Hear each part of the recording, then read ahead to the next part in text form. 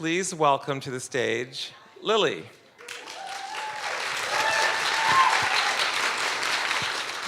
Thank you, Pixie Project. Thank you, Paul, it's Paul's birthday, by the way. Happy birthday, Paul. I'm here to tell you the adoption story of my number one old lady gal pal, Clementine. Gosh, I love her. Clem's story actually starts several years ago when I met this guy who I thought was really cute and handsome and interesting, and I found out through the grapevine that he liked cats. And so, as any logical and rational kid would do, I went right out to the Oregon Humane Society and adopted myself a kitten in hopes that he would be interested in that. And we are now married, and he's sitting right over there. So the plan worked. So kids, just go ahead and go adopt kittens. And then one cat turned into two cats, and we moved cross country several times, and we've opened up businesses together, and lots of things have happened. I love cats, I do, but my whole life I always really wanted to have a dog. I had a lot growing up, but my adult life I always really wanted to have a dog. But you get busy, as we did in our business lives. But in January of this year, I kind of was like open and ready and just kind of thinking, yeah, you know what, I think we're ready to get a dog. And I just kind of put that thought out there in the world. And at the same time, this sweet soul on New Year's Eve of last year was surrendered to the Clackamas County Animal Control. She was found starving in a backyard of someone's home. This woman's son-in-law brought her to the Clackamas County Animal Shelter, thankfully, and surrendered her there. She was 52 pounds. She's 72 pounds now, to give you a little thought of how much she loves to eat and also how much she's grown. She had a yeast infection over about 50% of her body, which means that she was bald and she has all this like missing hair, but now she has this cute little bald butt, and I just think it's crazy adorable. She had a lot of trauma to the right side of her body, and there were a lot of issues with this sweet little one. But then she got Pixied, which is the wonderful way that I got to hear about it when we found out about sweet Miss Clementine. One day I woke up to find a Facebook link on my Facebook page from a friend of mine who had just put Clem's adoption photo up on my Facebook page. And just right then and right there, I was just like, that's the one. That's her. And do you know, you had mentioned, like, you scroll through all of these animals and you kind of see, and your heart slightly opens, your heart opens, your heart opens, and all of a sudden it was just like, no, that's her. Like, there she is. She's right there.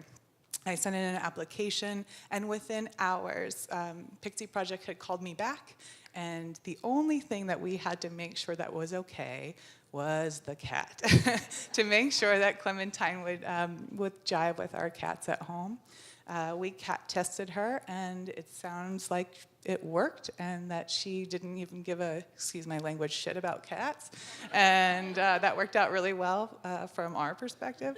And so we had a time to go and meet with Clem at her foster family's house. And a total shout out to all the foster families out there. If any of you are a foster family,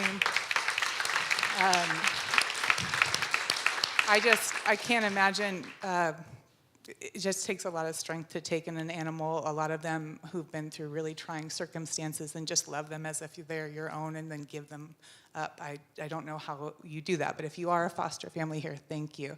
And we had an incredible foster family, Yana and Ruby, and they're wonderful. So we had an appointment to go and meet Clem at their home.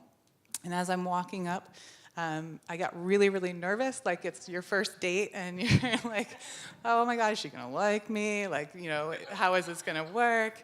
And I just knocked on the door. I was with Jonathan, and I heard this barking on the other side of the door, and it was Clem.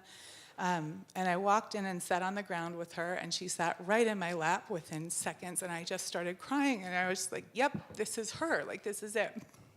And this is so sweet. So we took her for a walk around the block, and I'm like, okay, cool.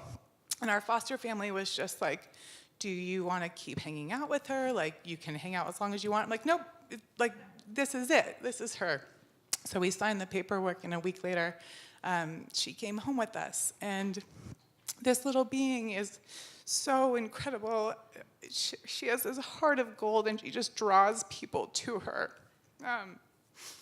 She will walk across the street, and we'll do little walks, and she'll see people from like blocks away, and she'll stop, and she'll look at them, and she'll wag her tail, and people will just be like, okay, and they'll come right to her. She's so hugely open-hearted. We live around this a block from this little elementary school. All these kids go to school, obviously, if you're at an elementary school. And we generally walk there at the same time every morning. And they've gotten to know her because she's so sweet. And so we'll kind of be walking up the block, and then all of a sudden we hear, like, here comes Clementine, and all the kids will come and like stand up on the fence and stick their little hands through the fence, and Clem will lick and give little kisses the whole way. And she's just, she's a golden soul.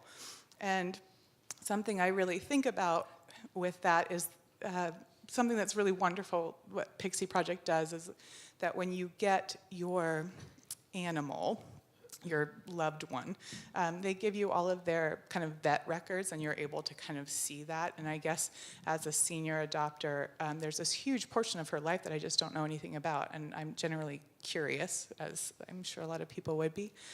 So I'm kind of like sifting through all of this information to see what I can glean from where Clem came from.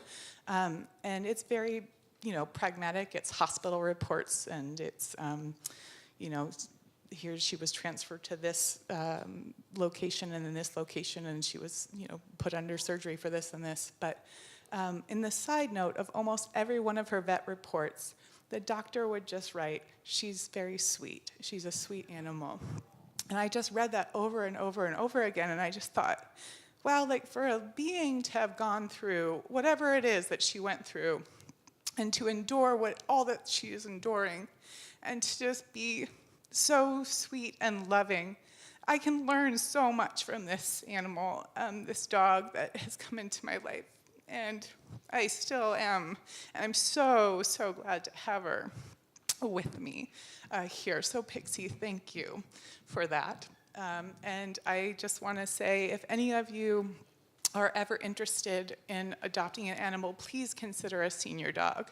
I really think that if all of us here obviously have some interest in adoption or some interest in animals, and if we really ask ourselves, like, what is it that we're doing or pursuing when we go to adopt an animal? And I just think if the baseline is we just want love and companionship, right? Like, isn't that mainly the baseline? Like, we could say, like, yeah, I'm rescuing these things and I'm doing good for the world. And yes, you are, but isn't it somewhere selfishly, we just want that for ourselves?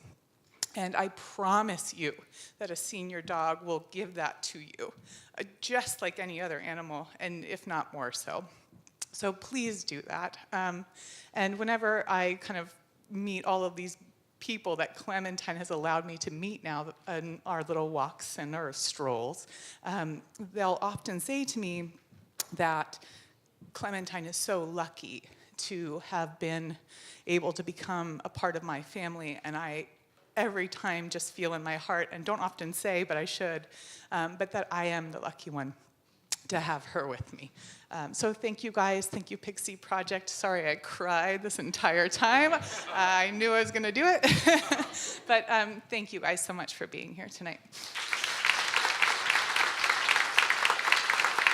Great job, great job.